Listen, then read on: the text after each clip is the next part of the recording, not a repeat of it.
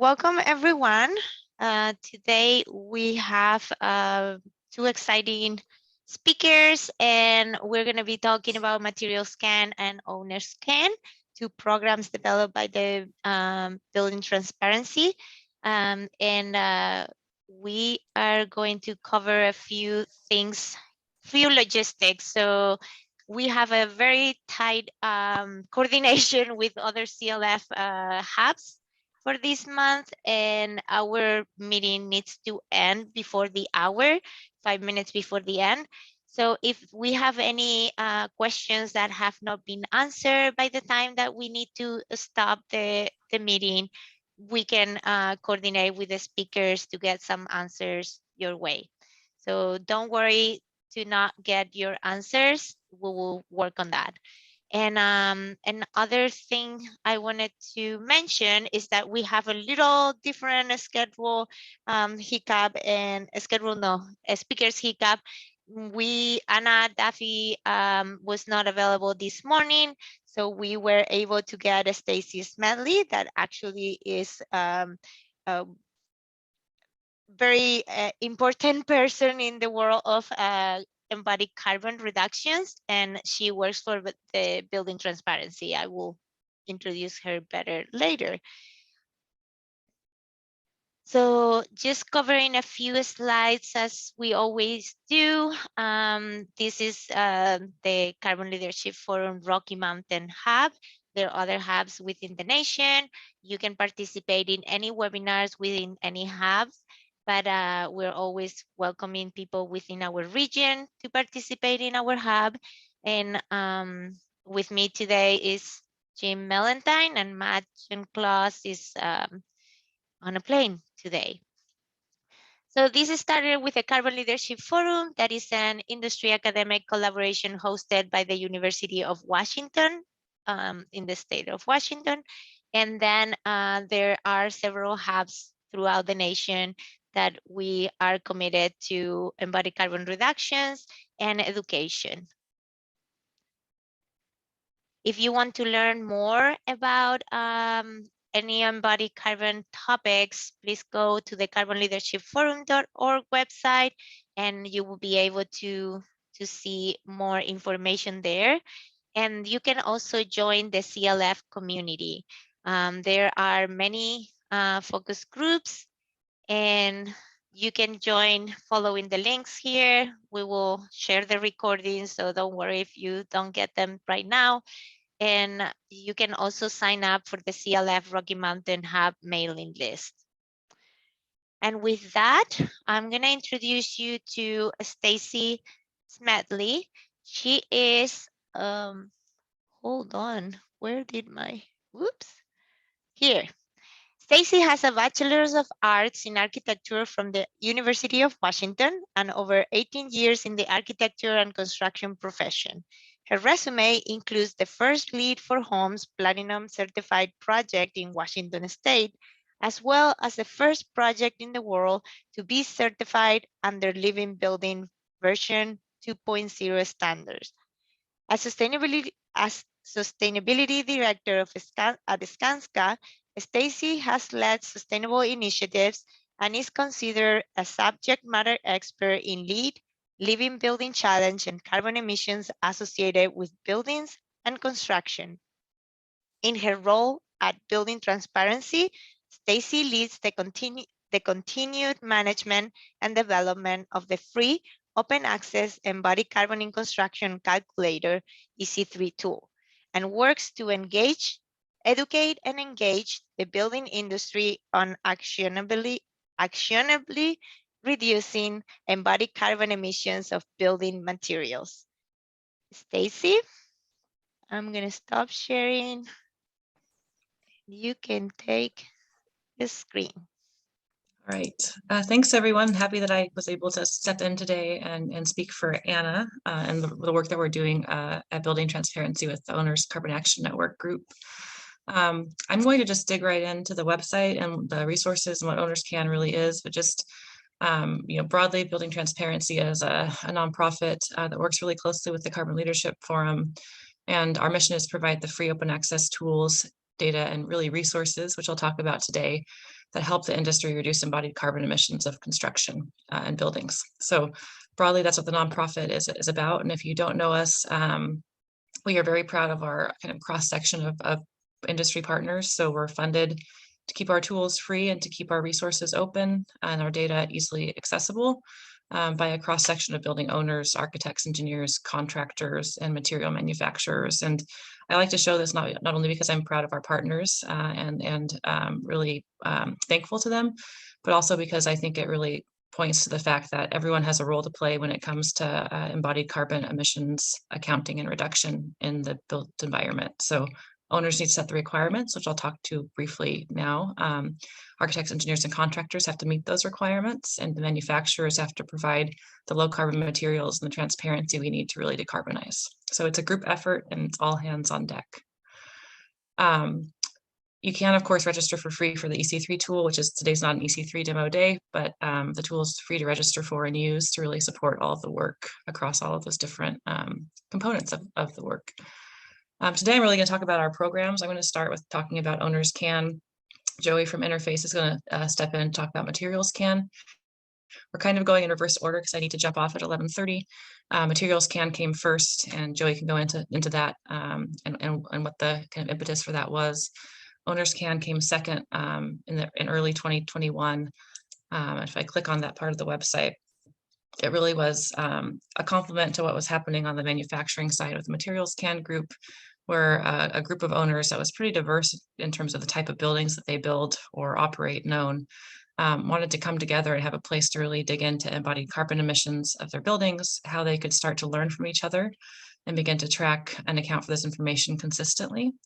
And ensure the things that they were asking of their AEC partners and the manufacturers was aligned so that it didn't get confusing and more complicated than it should. So these are the signatories that signed on to help found the Owners Carbon Action Network. There's a group of about 25 owners now that are on the mailing list and the calendar invite for our monthly meetings.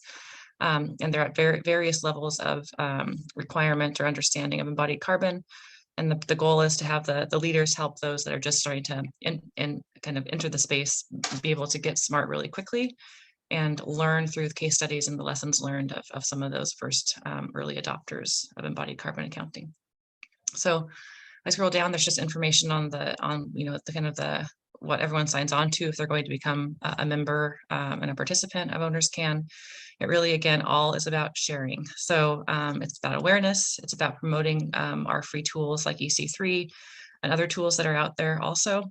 It's about ensuring that everyone's aware of the policies and requirements that they are either putting out there in terms of private owner policies, but also what the public policies are doing so that we can try to align all of these requirements of embodied carbon accounting, and then also really use collective influence. So there's a group, with all of these names on it. If they do want something to happen, if they want a new material category to start to invest in EPDs, for instance, for disclosure, they can go to that material category industry organization together as a group of owners, which has a much larger impact than doing it one by one on their own. So that's really kind of the core aspects of the group. Our first effort, which I will dig into now, of that group, which we're really proud of, is what we've called the Embodied Carbon Action Plan, or ECAP. The owner said that what they would love to have is just a place where they can go and understand all the different steps of embodied carbon accounting, who does what in that whole process, what's engaged, when. And so this started as a very big crowdsourced Excel spreadsheet where all the owners actually came together and helped us kind of, set up how this should look. This is just the one kind of picture version of that. If I click on it, this is all stuff that you can come in and access on the website. You're going to see here that if you start to hover over these things, there's all sorts of actions and steps and resources. And the best way to access that is really through this interactive link, which we can just put directly in the chat. That gets you to a flip book that you can download as a PDF. But just if you're starting to engage this and orient yourself, it's talking about the phases of a project, the subphases, things like concept, design, development, construction documents, and then chapters of embodied carbon accounting, which is the names the owners decided to land on for this, which is, what really am I doing when? And pre-design, I'm doing things like setting embodied carbon targets and benchmarks, demonstrating demand for low carbon materials so I can get those declarations when I'm farther along. And pre-construction, it's requiring the embodied carbon counting if you're the owner. It's using data to inform design decisions. It's setting a bill of materials, creating an upfront carbon estimate. So again, just walking through all the steps.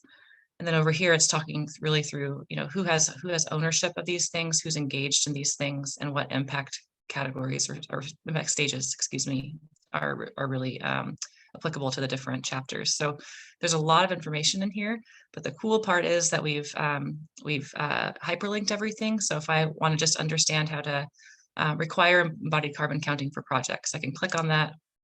It's going to take me to that page where it's going to talk about what you should do. So describe the intent in your BOD document. If you're the owner, you can set company level targets.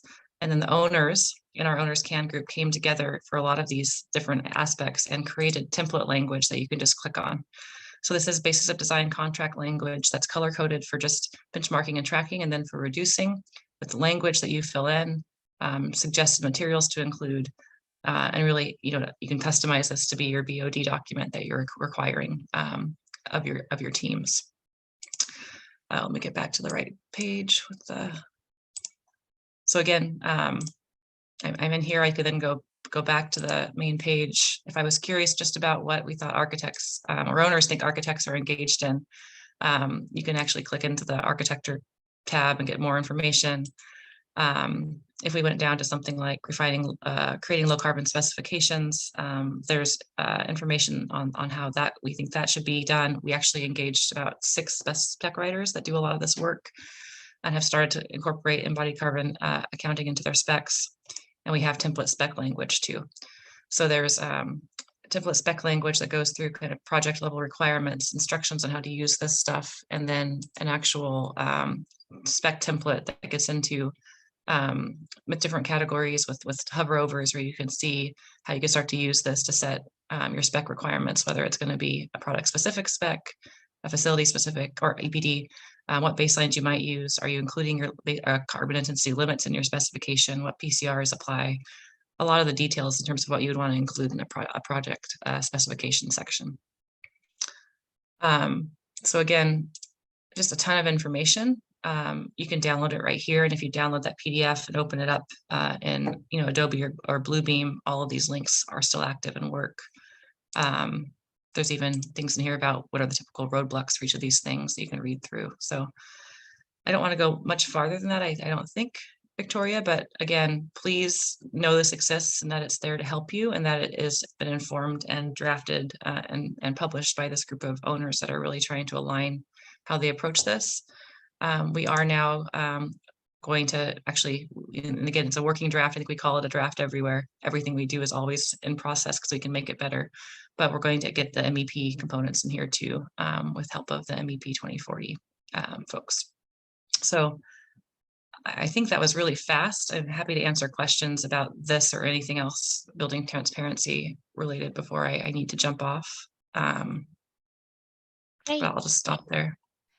Thank you, Stacy. And since we are a small group, I am happy to just open it up for questions. So if everybody wants to turn their cameras on and have like 10 minutes of Q&A with Stacy about the owner's can or any building transparency, this is your chance. So if anybody wants to turn the cameras on, and feel free to unmute yourself and ask a question. And while somebody's doing that, I want to ask, how many owners do you have or are participating in the program right now, Stacy? So we have the signatories that got approval for their logos to be, but I'll be on the page, but it really is kind of Chatham House rules where they want to be able to just talk openly amongst themselves. So on the calendar invite, again, I think there's over 25 different owners that are on the invite and participate. And right now what we're doing is they'll tell us they want the subject covered on the next call, and we'll have that be the next thing that we do, or we can bring in. I think we brought an integral group for MEP one time just because they were curious about where things were for MEP systems and embodied carbon accounting. So it's kind of, they share the invite with other owners too, so it's constantly growing, which is good. But we're really proud right now of the cross section of public owners like the GSA and San Francisco Airport, large tech owners like Microsoft, or Amazon or Meta. More small scale developers or even large scale developers, Hudson Pacific is one of those, JLL. So there's just a whole kind of cross section of different types of owners too, which is really great for them to be able to cross pollinate and realize that what we're asking for can be consistent no matter what scale of owner you are. So you mentioned that most of the owners that they are participating, they are developers or company owners. Like who can, so if anybody in this call right now has an owner or potential owner, what are the steps? What do we need to do to become part of the owners can? There's a submit form, like a contact form on the owners can portion of the website where owners can fill it in and send it to us, and it goes to our program managers that are helping coordinate, and then we respond and ask a few questions, and it's a pretty low barrier to entry. It's if you're looking to or you are accounting for your embodied carbon emissions and you build buildings or infrastructure. So that's the current requirement for owners can. There's other requirements that Joey will talk about for materials can on the manufacturer side. But really, the more that we have owners that are setting requirements, talking to each other, again, the less confusion we have on the AEC or manufacturer side in terms of what we are supposed to do and execute. Thank you. Okay, I recognize some names here, and I know that you are not shy. So please turn your camera on. Bob, I cannot believe that you have no questions. Alexis, either. Jim, I have questions. Okay. Do I need to call you out one by one? I didn't notice any universities on the list. Do you think they would be good candidates to join this discussion and be part of it? Yeah, we do have a couple that aren't on the logo side of things where they were outward facing, but there's 2 universities, one on the West Coast and one on the East Coast, that participate in the calls. But yes, absolutely. Actually, they were one of the most vocal ones when it came to the spec language that we were developing, since they are public, right? So they were curious about how it works for a public entity. Okay, great. Thank you. Yeah. All right, Victoria, you shamed me into a question, so here we go. I think it's kind of interesting the way you laid it out, Stacy, saying that owners decide, designers respond. I mean, I've always thought about it a little bit differently. Like architects and designers should be trying to influence owners. Obviously, you have the owners represented in the Carbon Action Network. You have material suppliers represented. What about designers? What are your thoughts on designers? Yeah, well, designers are definitely right now the biggest users of our tool because they're the ones that can actually write the requirements around the products into their specs and make the choices that then owners can, or recommendations that then owners can decide on. So they're vitally important. And I was an architect first before I moved to construction and then to this, doing the specifying. So I think the way I describe it, we haven't had a specific group for architects to come together or designers to come together, more generally structural engineers, architects, as a formalized group. But even on the construction side, where I lived at Skanska, our job as AEC partners with our owners is to basically provide them the best options and recommend, and then they do make the decision at the end of the day. And I got that much more explicitly when I moved to construction, where you're giving them options and they're looking at costs and things and they're making a choice. So I think the AEC role is to really provide the best options to the owners very transparently so they can make the best choice. And then I will say there are many things that you can do using EC3 and this data without asking permission. So there are doers, just the doer things that you can do in terms of just specifying the best product that is the lowest carbon option that meets the owner's performance requirements without needing them to tell you that first. So I agree with you, Bob. There's a bit of a doer role there too. For example, there's also a question I always get from architects, and that is, how do I convince an owner to consider this seriously? And I don't have any owners that are interested in this. It's almost like they're blaming somebody else, where they need to be selling their owners. So I think there's a, I think there's a need there that architects are kind of baffled about how to get owners involved. If an owner's involved and they come to the architect, great, they do a great job, but it's getting across that line that's difficult for them. I like using the word influencer. Like I think the design community we're the influencers if we think about it appropriately, where we can, again, even with the nexus of EC3, it was me just going to an owner and saying, did you know you have this cluster of carbon emissions that you could reduce? We want to help you. Look how big it is. And it was just that statement that got them excited enough to engage and pilot something. So it's that influencer role. If I could add one thing, Lisa, I mean, sorry, Stacey, I think that the materials can group is a little bit more in front of the market, trying to advocate for architects and specifiers to take the lead on this, to get smart on this, to make decisions on behalf of their owners. And then at the end of a project that the owner is otherwise happy with, say, hey, by the way, good news, because you worked with us and we know what we're doing, here's the amount of emissions you avoided just because of material selection. But the owners group is I mean, Stacey, please correct me if this is inaccurate or feels a little off, but it's a lot about policy and a lot about structure and a lot about construction process. Whereas the materials can group, we need the specifiers to make the competitive advantage of low carbon material like matter to the market. And so we spend, I think, more time really trying to draw them into the conversation and get them to be advocates. Not that it's not important, but that's more on like, we are material suppliers, but to get our product into these projects, even for those owners who want us, typically we need that intermediary to be a leader. And then there are other groups out there in the market that are starting to pay much more attention to embodied carbon that are really driven by the architect and design community. I mean, the materials pledge for AIA is a really good example. It's maybe a little squishy and there are a lot of different ways that it's being implemented, but it includes climate impact. And that has gotten a lot of people's attention in the kind of architecture industry, which is important. It's really important. Thank you. Alexis, do you have a question?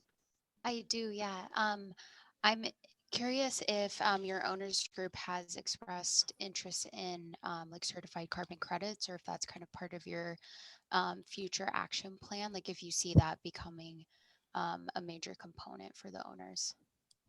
I mean, I think if you're talking about kind of the offsets at the end of the day, it's a last resort, I think, especially for the group that's engaging with us. It's really about decarbonizing first and then offsetting what's left.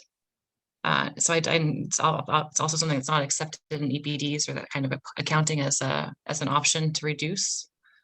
So we're much more focused, I think, on the actual decarbonization of the materials more than the offsetting of what's left right now. It hasn't come up much. Don't we have materials can also has an offset kind of guidelines that was, again, it was for manufacturers. Sorry?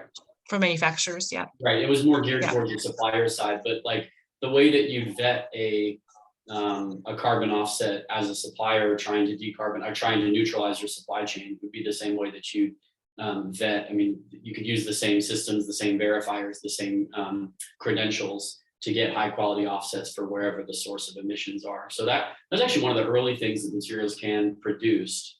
And in part that's because carbon neutral product claims are kind of all over the place these days, but they're completely unstandardized and unregulated. And so they may be better than nothing, but they are all wildly different. And so you're not necessarily getting the same scope of neutrality, and you're not getting the same quality of offsets purchased in every claim. Is there thank you, Joey. Is there any other questions? We have Stacey needs to jump off here in a couple of minutes. So if there is any other question, please speak up. Well, thank you very much, Stacey. And oh, Connor, you have a question? Sorry, I was going to ask real quick before you jump off here.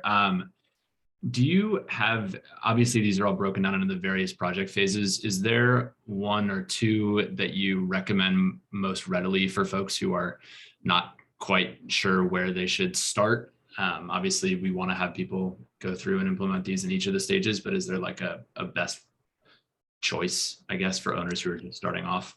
I think the basis of design requirements, where you get the language and the requirement to actually account and report in the contracts that are going to the AEC professionals. Because once they're in the contracts, then again, that influencer thing is great. But if the owner says that you must, then you can have the fee and you can have the ownership and the empowerment to know that it's part of what you're doing, just like the other things that you're doing in your contract. So I think that's a good place to start on the owner side. And then again, the specification language, how we're trying to get that really standardized for the architecture community is a great place to start when you're kind of in that design specification world. We also have bid document language for contractors. So for those three, I think owners, BOD language, architects, the spec templates, and contractors, the bid language. Great, Yeah, thank you. That is awesome. I was not aware of this language, so thank you very much. And again, Yeah. thank you for the impromptu conference call today. And Good to we see you, really buddy. appreciate. Yeah, have a good day. Right, thanks. Bye. Yeah. Take it away, Joey. All right. Okay, and hold on, Joey, I'm going to introduce you, formally introduce you, since we have this already. And although Joey already have a speak a little bit, but Joey Shea joined Interface in 2018 as Manager of Mission Activation and Key Account Director. He relies on his background in the environmental nonprofit sector to share how Interface pursues business success and deep sustainability impact at the same time. Collaboration and collective impact are at the heart of our approach to climate take back, the business plan to reverse global warming, and Joey's job is to get as many people excited to take on the challenge as possible. Okay, Joey, get us excited. All right, cool. Well, thank you, Victoria. And yeah, we're glad that Stacy was able to join because I've been involved with Materials Can since pretty early on in its inception, although it was Lisa Conway, my boss, who was really a co-founder and still serves as kind of the kind of central figure for it and helps to do a lot of convening. But Owners Can came about almost in response to Materials Can, where Materials Can was providing more of that kind of supply side and Owners Can wanted to drive some of the demand side. So I figured I would just, and I actually think it still makes sense, I'll go ahead and share my screen and give you, share sound, share. I'm actually gonna let the Materials Can partners, we have this little produced video where you can hear from them on what the Materials Can program is about, why it started, etc. So I hope this comes through okay. Please speak up if it doesn't sound right.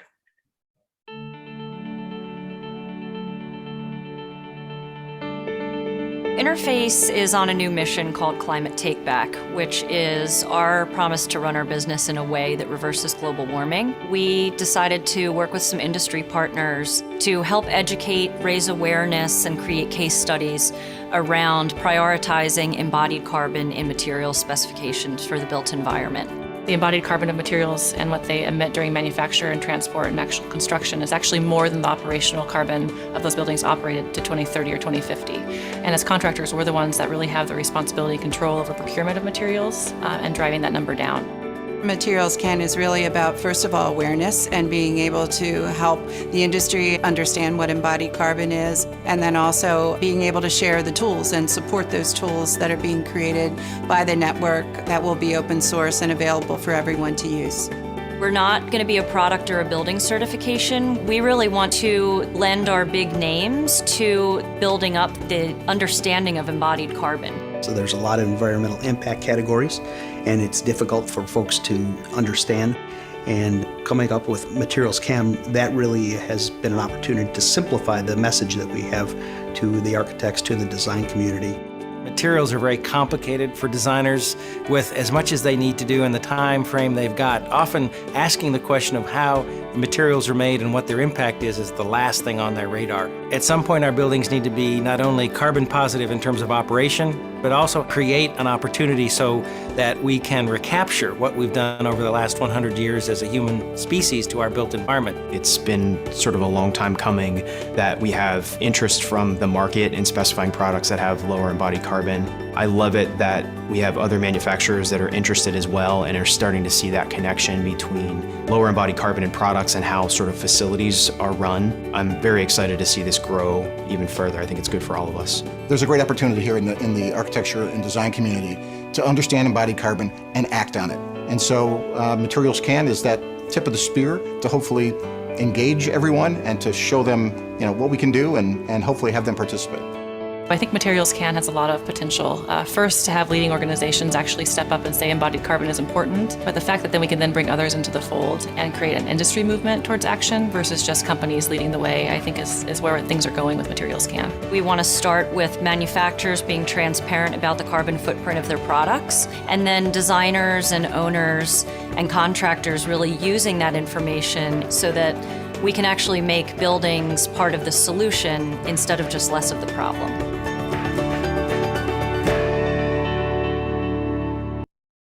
So that is kind of the core kind of purpose slide, and we've added some partners since that was produced. So bear with me, this is Matt. Okay. So you can see now we have a couple more suppliers involved, and I'll just mention here because Stacy kind of teed it up. The requirements, quote unquote, for joining Materials Can are basically that you have to be a leader in producing EPDs, meaning you have to have product-specific EPDs. They have to be pretty current, and you have to have some demonstrated history of working to reduce your carbon emissions and your environmental impact. And then also be really willing to, I think, Bob, to that conversation that we just had, step out, speak up on behalf of this movement, try to kind of, get more people on the bus. And I love the calls that we have with this community of manufacturers. And then of course, Gensler and Skanska as the practitioner side.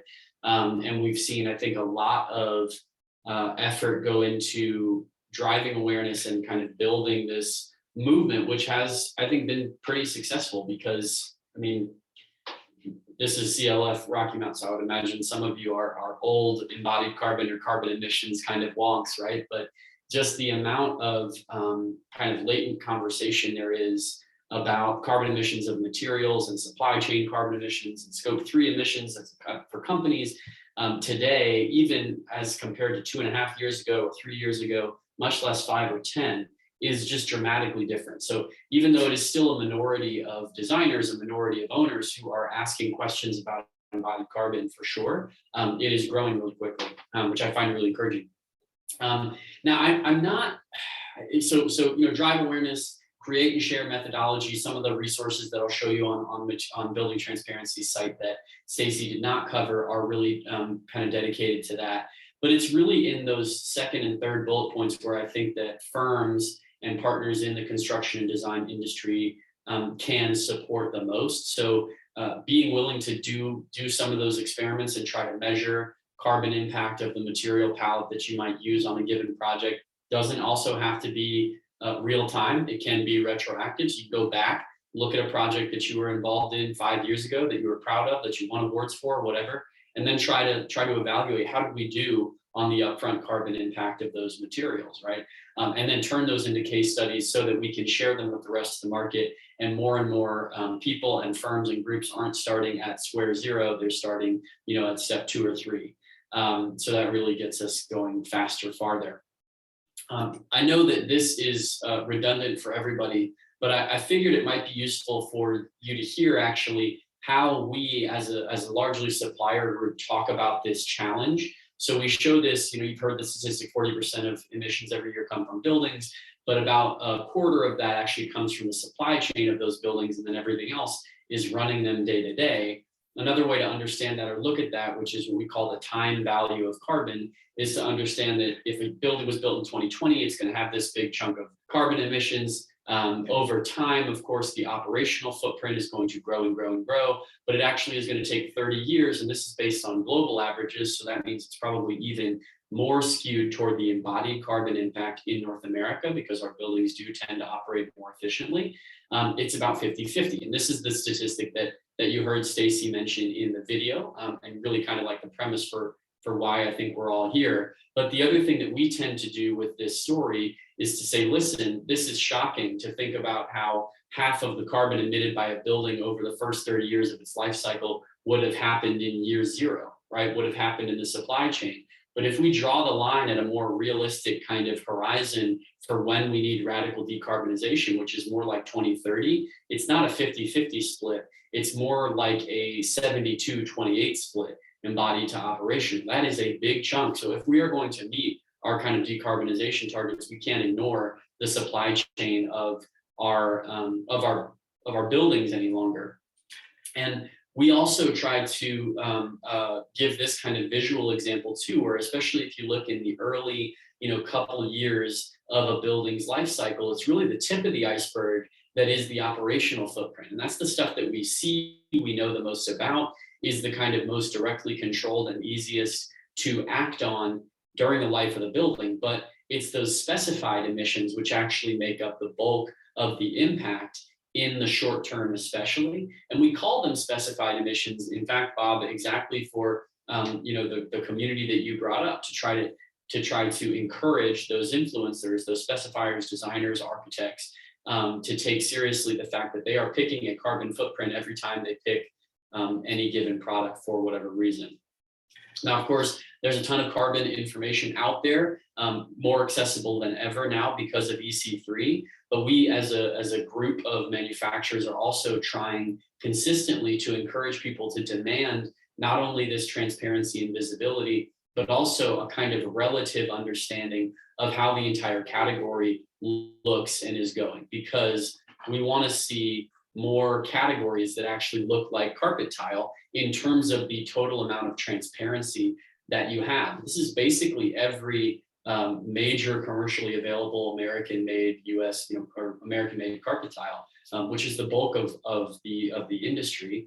And you can see it has a huge range, right? So we want to get this level of visibility and kind of understanding into as many product categories as possible, so we can leverage that information to find the right footprint to shoot for that's going to be a big reduction from kind of a standard product, and something that we can be proud of, right?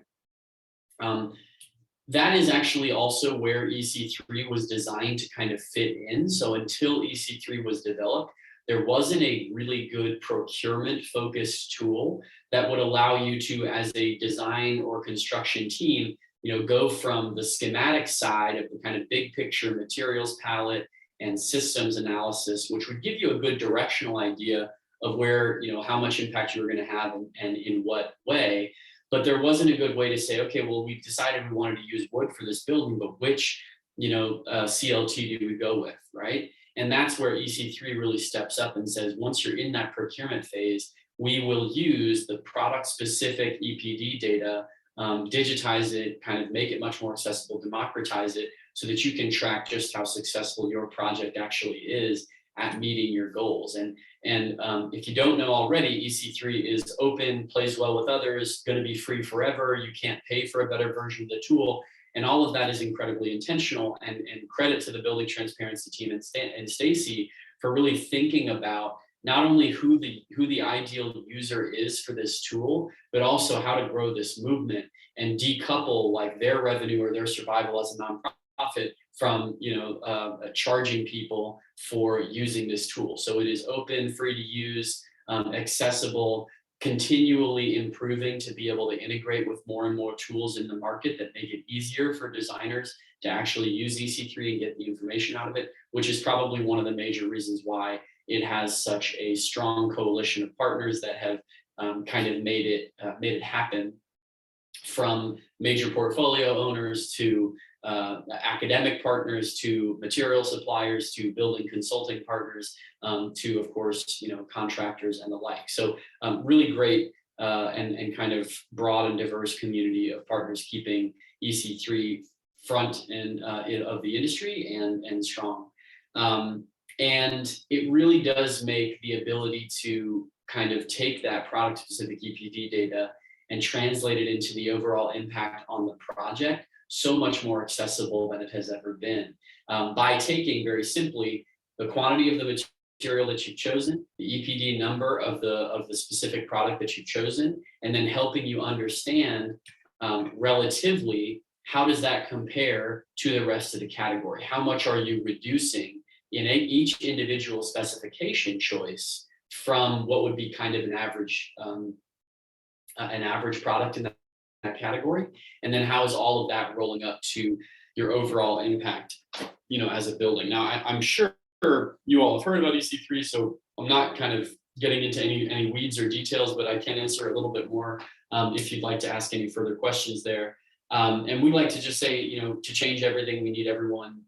When we talk about climate action, we talk about trying to get more businesses on board and actually fostering a built environment that stores carbon on a net basis. We need everybody to join, and we need to kind of spread the inspiration and the work as far as possible.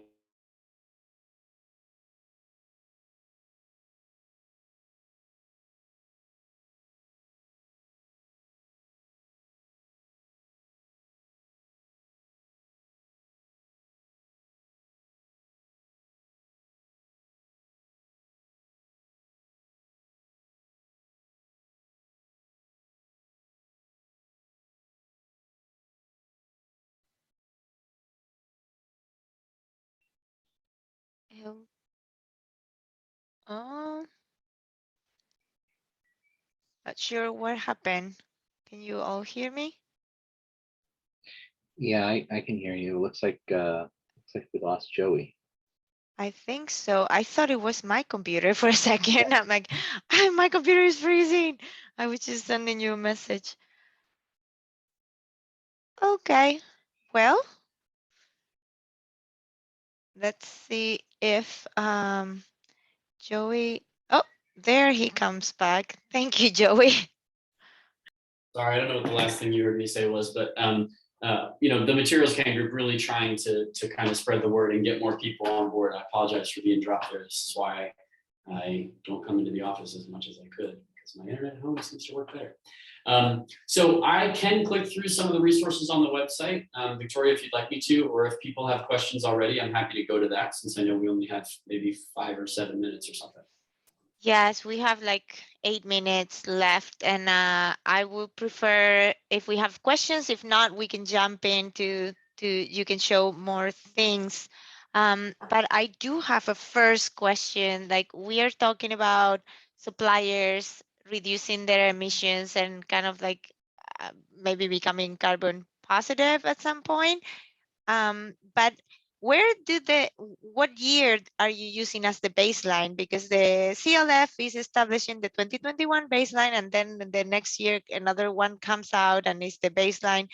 I guess it's getting refined, but at the same time, if a product is reducing already, where does it start? Like, how can you call yourself carbon Product emissions don't need a baseline year in the same way that companies do, because we're constantly publishing new LCA data. So you just use the most recent EPD, for example. So EPDs last for 5 years. I actually think, especially the more that manufacturers are being asked to compete on the environmental impact data that is published in EPDs, the more frequently we are going to see that data be republished, and it actually needs to be more real time, because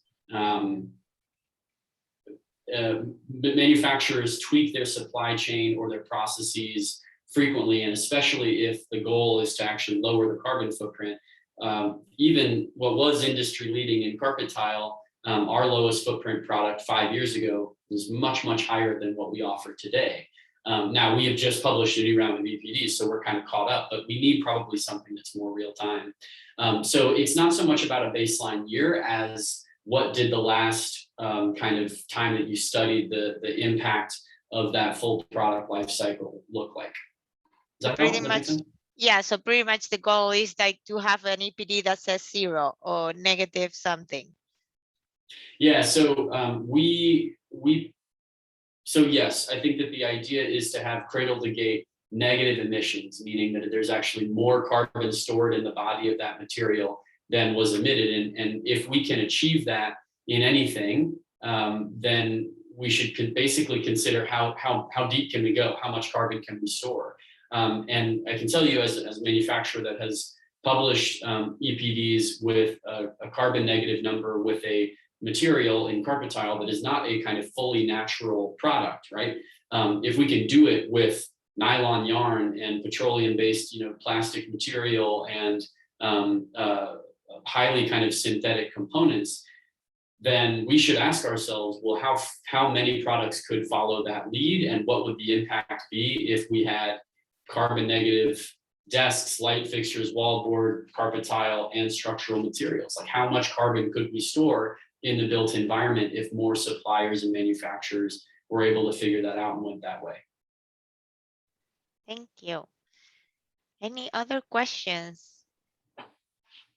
Bob, you're back. Bob. Oh, unmute yourself. There. Follow-up question, Joy, since you're with Interface, and I did see the carpet tiles you came out with negative A1, A3, which is wonderful. This is kind of a sensitive question, but how do we do it? No, it's can you go to an owner and say, this carpet is as durable, as the color fast, as high performing as the carpets I sold you 2 years ago?